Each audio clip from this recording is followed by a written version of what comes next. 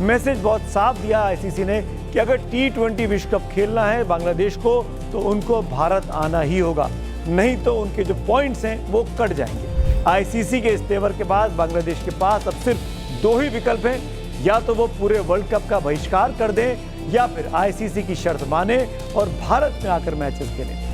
जहां तक Bangladesh cricket board बात कर रहा था कि भारत खेलने के लिए सेफ नहीं है, अब तक इनके खिलाड़ी जो हैं वो भारत में खेलते आए हैं। आगे बढ़ते हैं आज की और बड़ी खबरों की ओर, जिस पर आज पब्लिक व्यू में वोटिंग में जिसको अच्छे खासे परसेंटेज मिले हैं। मैं बात कर रहा हूं बांग्लादेश के वर्ल्ड कप की। T20 वर्ल्ड कप का डंका बज चुका है, करोड़ों क्रिकेट प्रेमी बेसब्री से इसका इंतजार कर रहे हैं, लेकिन बांग्लादेश की टीम वर्ल्ड कप के रंग में भंग डालने की पूरी कोशिश कर रही है, जिसकी कोशिशों पर जय शाह ने, जी हां, जय शाह ने पानी फेर दिया। जय शाह आईसीसी यानी इंटरनेशनल क्रिकेट काउंसिल के चेयरमैन हैं। मैसेज बहुत साफ दिया आईसीसी ने कि अगर T20 विश्व कप खेलना है बांग्लादेश को तो उनको भारत आना ही होगा, नहीं तो उनके जो पॉइंट्स हैं वो कट जाएंगे। आईसीसी ने बांग्लादेश की उस मांग को सिरे से खारिज कर दिया जिसमें बांग्लादेश की टीम के मैच को श्रीलंका शिफ्ट कराने की मांग की गई थी। अब बांग्लादेश के लिए ना उगलते बन रहा है ना निगलते बन रहा है। वर्ल्ड कप शुरू होने से पहले ही बांग्लादेश की टीम बुरी तरीके से अपने ही बुने जाल में फंसती हुई दिखाई दे रही है। आईसीसी के इस तेवर के बाद बांग्लादेश के पास अब सिर्फ दो ही विकल्प हैं, या तो वो पूरे वर्ल्ड कप का बहिष्कार कर दें या फिर आईसीसी की शर्त माने और भारत में आकर मैचेस खेलें। अगर ऐसा नहीं किया तो ये वर्ल्ड कप उनके लिए खत्म समझो, क्योंकि उसे अपने हर मैच के अंक गंवाने पड़ेंगे और दूसरी टीम को वो वॉक ओवर माना जाएगा, यानी बिना अंक खेले उसे हर मैच के 2 अंक दूसरी विरोधी टीम को मिल जाएंगे। ऐसा पहले वर्ल्ड कप में हो चुका है कि T20 में श्रीलंका टूर्नामेंट का सह मेजबान है। भारत और श्रीलंका के कुल 8 वेन्यू पर 55 मैच खेले जाने हैं और जैसा कि मैं आपको लगातार बताता आ रहा हूं, बांग्लादेश को 4 मैच हिंदुस्तान में खेलने थे, 3 कोलकाता में और एक खेलना था मुंबई में। ऐसे में आप समझ सकते हैं कि इन परिस्थितियों में अगर वो चारों मैच नहीं खेलेंगे तो 8 अंक वो गंवा देंगे। बांग्लादेश को अपने सभी ग्रुप स्टेज मुकाबले में भारत में खेलने हैं। उनके 4 में से 3 मैच कोलकाता में होने हैं, 1 मैच मुंबई में होना है और अगर वो नहीं खेलते हैं तो ये 8 पॉइंट वो गंवा देंगे। 7 फरवरी को कोलकाता के ईडन गार्डन में बांग्लादेश का पहला मुकाबला वेस्ट इंडीज से होगा। इसके बाद 9 फरवरी को अगला मैच वो ईडन गार्डन्स में ही बांग्लादेश की टीम इटली के साथ खेलने वाली है और पहली बार T20 विश्व कप का मैच खेलने इटली टीम हिंदुस्तान आ रही है। 14 फरवरी को ईडन गार्डन्स में एक और मुकाबला है जब इंग्लैंड और बांग्लादेश की टीम आमने सामने होंगी इस आईसीसी के शेड्यूल के मुताबिक, और 17 फरवरी को मुंबई के वानखेड़े स्टेडियम में बांग्लादेश और नेपाल की टीमों का मुकाबला होना है। यानी अगर बांग्लादेश की टीम नहीं आई तो इन चारों मैचों में विरोधी टीम को वॉकओवर मिल जाएगा और बांग्लादेश अपने 8 अंक गंवा देगी। अब बांग्लादेश की टीम भारत में नहीं खेलने पर अड़ी रहती है तो इन 8 अंकों का नुकसान उसको होगा और उसे वर्ल्ड कप का जीतने का सपना टूट जाएगा। आईसीसी के इस बाउंसर को अब बांग्लादेश की टीम कैसे खेलेगी ये उसे ही तय करना है। जी देखिए, ये तो होना ही था कि आप विश्व की सबसे बड़ी एक सर्वोपरि संस्था आईसीसी है, उनके खिलाफ आप पंगे नहीं ले सकते। और जहां तक बांग्लादेश क्रिकेट बोर्ड बात कर रहा था कि भारत खेलने के लिए सेफ नहीं है, अब तक इनके खिलाड़ी जो हैं वो भारत में खेलते आए हैं। ऐसा ही कोई मुस्तफिजुर रहमान को 9.5 करोड़ रुपया नहीं देता और साकिब अल हसन जो इनके पुराने कप्तान थे, फिलहाल तो उनको उस देश में आने की भी अनुमति नहीं है। तो इनका ऐसा रवैया जो रहा है ये केवल और केवल राजनीति के चलते। कहते हैं कि खेल में राजनीति नहीं होती है, लेकिन राजनीति में बहुत बड़े बड़े खेल इन दिनों खेले जा रहे हैं। बांग्लादेश में मजहब की राजनीति बहुत कुछ सत्यानाश कर चुकी है, उसका खामियाजा बांग्लादेश को ही भुगतना पड़ रहा है। क्रिकेट वाले मामले में बांग्लादेश की क्रिकेट टीम बुरी तरह फंस गई है। इसकी वजह भारत और बांग्लादेश के बीच बढ़ता राजनीतिक तनाव और इससे जुड़ा एक बड़ा विवाद। दरअसल आईपीएल की टीम है केकेआर, उसने हाल ही में बांग्लादेशी तेज गेंदबाज मुस्तफिजुर रहमान को बीसीसीआई के कहने पर बाहर कर दिया।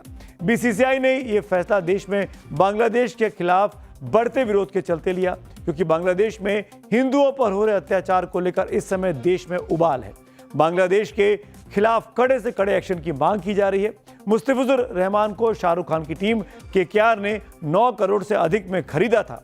जैसे ही मुस्तफिजुर रहमान को केकेआर ने बाहर किया, बांग्लादेश क्रिकेट बोर्ड इस विवाद में कूद पड़ा। उसने भारत में 7 फरवरी से शुरू हो रहे T20 वर्ल्ड कप के बहिष्कार की धमकी दे दी। आईसीसी को लिखे अपने पत्र में बांग्लादेश क्रिकेट बोर्ड ने यह कहा कि वो भारत में अपने मैच नहीं खेलेगा और उन मैचों को श्रीलंका में शिफ्ट करने की मांग की गई। इसके पीछे खिलाड़ियों की सुरक्षा का हवाला दिया गया। इतने ही नहीं, बांग्लादेश ने खुन्नस में आकर आईपीएल के जो मैचेस हैं उनका प्रसारण पर बांग्लादेश में रोक तक लगा दी। लेकिन अब आईसीसी के फैसले ने बांग्लादेश की अकड़ निकाल दी है। आईसीसी के कड़े रुख के बाद अब बांग्लादेश इस बैकफुट पर है और एक तरफ कुआं है उसके लिए तो एक तरफ खाई नजर आ रहा है। अब बांग्लादेश क्या करेगा, उसकी जग हंसाई हो रही है, ये देखना होगा बांग्लादेश क्रिकेट बोर्ड का क्या फैसला होता है। अब बात करते हैं आज की अगली स्टोरी की। पूरे उत्तर भारत में हाड़ कपाने वाली ठंड का कहर जारी है। ठंड के कारण लोगों के हाथ पैर तक सुन्न हो रहे हैं। पहाड़ों से लेकर मैदान तक भीषण सर्दी है। राजधानी दिल्ली सहित पूरे उत्तर भारत में ठंड के साथ ही कोहरे की मार भी लोगों को झेलनी पड़ी। कोहरे की घनी चादर और हवाओं में न सिर्फ विजिबिलिटी कम हुई बल्कि इससे धूप पर भी असर हुआ है। इससे जनजीवन बुरी तरीके से प्रभावित है। ऐसे में घर में तो सावधानी बरतें ही, बाहर निकलने पर भी सर्दी से बचाव को लेकर पूरे तरह सतर्क रहें। मौसम विभाग ने उत्तर पश्चिम, मध्य पूर्वी और उत्तर पूर्वी भारत के लिए अगले 4 से 5 दिनों तक गंभीर मौसम की चेतावनी अलर्ट जारी कर दिया है। कई राज्यों में घने कोहरे का ऑरेंज अलर्ट है, जबकि कई राज्यों में येलो अलर्ट भी जारी किया गया है। बारी बारी से आप देख सकते हैं कहां पे क्या क्या है। मौसम विभाग का ये अलर्ट है, कहां पे क्या होने वाला है, डिटेल में आपको इस ग्राफिक के जरिए दिखाता हूं। दिल्ली एनसीआर से लेकर राजस्थान और यूपी तक सूरज की तपिश कोहरे के आगे सरेंडर कर चुकी है। दिल्ली में तो न्यूनतम पारा 5 डिग्री सेल्सियस तक पहुंच गया है। आपको ग्राफिक्स के जरिए समझ आई कि कहां पे क्या क्या होने वाला है। इस ग्राफिक्स में बहुत डिटेल में हर चीज़ हम बताने की कोशिश कर रहे हैं। पूरे उत्तर भारत में अभी फिलहाल ठंड से राहत मिलने वाली नहीं है। मौसम विभाग के मुताबिक 5 से 7 दिन सुबह से पूरे उत्तर भारत में घने कोहरे का अंदेशा है। साथ ही कोल्ड डे को लेकर भी सावधान रहने की जरूरत है। आने वाले 5 से 7 दिन डेंस फॉग सुबह के समय पूरा नॉर्थ इंडिया में चलता रहेगा। स्पेसिफिकली स्टेट वाइज बात करें, Punjab, Haryana, northern part of Rajasthan, Madhya Pradesh और उसके बाद उत्तर प्रदेश और बिहार, इन जगहों में डेंस फॉग होने का पूरा पॉसिबिलिटी है। इसके साथ ही cold day conditions, cold day mean जो इन जगहों में क्या है कि सूरज दिन के टाइम इतना निकल नहीं रहा और जनरली एक लेयर सा ही बना हुआ है, जिसके कारण ठंड में बीमारियां बढ़ जाती हैं। ठंडी हवा, कम धूप और घर के अंदर रहने से वायरस आसानी से फैलते हैं, जिससे सर्दी, जुकाम, फ्लू, ब्रोंकाइटिस के साथ साथ हार्ट अटैक का खतरा भी बढ़ जाता है। ऐसे में अस्पतालों में लोगों की भीड़ बढ़ेगी। खांसी, बुखार, सांस से जुड़ी बीमारियों के केस बढ़ेंगे। दवाइयों की डिमांड बढ़ेगी। दिल्ली के सरकारी अस्पतालों का हाल भी जानना आपको जरूरी है। नवभारत की टीम दिल्ली सरकार के बड़े अस्पताल लोकनायक जयप्रकाश नारायण अस्पताल पहुंची। सीधे मरीजों से पूछा कि क्या उन्हें पर्ची पर लिखी दवाइयां अस्पताल में मिल रही हैं। क्या कहा लोगों ने, आइए सुनते हैं। इस वक्त हम दिल्ली के एलएनजेपी अस्पताल के बाहर मौजूद है और लगातार हमारी टीम इस बात को लेकर पड़ताल कर रही है क्या अस्पताल में सभी तरह की स्वास्थ्य सुविधाएं मिल रही हैं, क्या दवाइयों की कमी है। तो आपको बता दें कि यहाँ पर हजारों की संख्या में लोग अपने इलाज के लिए रोजाना पहुंचते हैं और ऐसे में न ही केवल दिल्ली बल्कि देश भर के कोने कोने से दिल्ली में इलाज के लिए लोग पहुंचते हैं। जिस वक्त यहाँ पर हम पहुंचे हैं ये ओपीडी का समय है। भारी संख्या में जो पेशेंट्स हैं वो अलग अलग समस्याओं को लेकर पहुंच रहे हैं। हमने बहुत लोगों से बात की। दवाइयाँ नहीं मिल रही। क्या दिक्कत हो रही है? दवाई एक दवाई मिली है और 5 दवाई नहीं मिली। क्या बोल रहे हैं अंदर? कह रहे है ही नहीं, आ ही नहीं रही पीछे से। अच्छा, तो जी। कहाँ से लेना पड़ रहा है? मेडिकल से लेना पड़ रहा। महंगी पड़ रही है? बिल्कुल महंगी ये दवाई? दवाई है पेट के रोग को विशेषज्ञ। हम लोग को दिखाए हैं तो फीस उस नहीं लगता है अच्छा और तो दिखा लिए तो दवा बाहर से खरीदने के लिए अच्छा, दवाई अंदर नहीं उपलब्ध है? नहीं तो कहाँ क्या डॉक्टर बोलते हैं? बोलते थे बाहर से ले लीजिए। लेने को बोल क्या रहे बोलते हैं डॉक्टर? हैं जाकर बाहर से खरीद दिए, पर्चा लिख कर दे दिए हैं और बाहर से अंदर दवाई उपलब्ध नहीं है? नहीं। तो बाहर महंगी मिल रही है दवाई? जी दवाइयाँ आपको मिल रही हैं? इस पे मिल रही है मोदी पे से, आधी और आधी दे रहा है बस। आदि क्या बोलते हैं, कहाँ से लो दवाई? यहाँ से लेती हूँ मोदी के वहाँ से और अंदर से तो वही दे मैं दर्द की बाहर गोली। प्राइवेट हॉस्पिटल भी जाना पड़ता है दवाइयों के, प्राइवेट दुकानों पर जाना पड़ता है। हाँ मतलब हर दवाई उपलब्ध नहीं है यहाँ पे। नहीं। आप किस चीज के इलाज के लिए यहाँ पर आए हैं? कमर की। अंदर किस तरह की व्यवस्था है? सही है, अंदर सही है। सही है व्यवस्था। अच्छा, डॉक्टर्स दवाई वगैरह सब अंदर उपलब्ध करा हाँ, देते हैं? अंदर सही मिल रहा है। तो सुना आपने किस तरीके से मरीजों को दिक्कतें आ रही हैं। सरकारी अस्पतालों में दवाइयों की उपलब्धता हो, ये बहुत ज़रूरी हो जाता है। बढ़ते हैं आपकी अगली कहानी की ओर। दिल्ली की मुख्यमंत्री रेखा गुप्ता काम को लेकर कम और अपने बयानों को लेकर ज्यादा चर्चा में रहती हैं। कभी सीएम साहिबा AQI को तापमान से जोड़ देती हैं, तो कभी नेताजी सुभाष चंद्र बोस को नेताजी सुभाष पैलेस बोल देती हैं। रेखा जी के ऐसे कई बयान हैं जो सोशल मीडिया पर बीते दिनों में जमकर वायरल हुए हैं।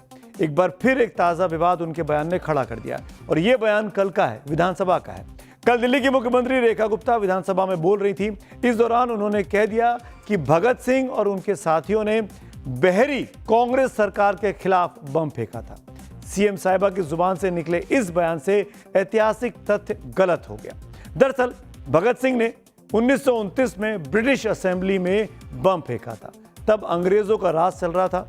दरअसल 26 साल बाद दिल्ली में बीजेपी की वापसी हुई है। रेखा गुप्ता को मुख्यमंत्री की कुर्सी पर बैठाया गया, लेकिन उनकी जुबान जैसे जैसे फिसल रही है, बीजेपी की उतनी ज्यादा किरकिरी हो रही है। ये सही है कि रेखा गुप्ता पहली बार विधायक बनी और सीधे सीएम बन गई। क्या कहा उन्हें, सुन लेते हैं। दिल्ली ने भगत सिंह, राजगुरु, सुखदेव, जब उन्होंने बहरी कांग्रेस की सरकार के खिलाफ असेंबली में बम फेंका था, उस क्रांति का बिगुल भी सुना है।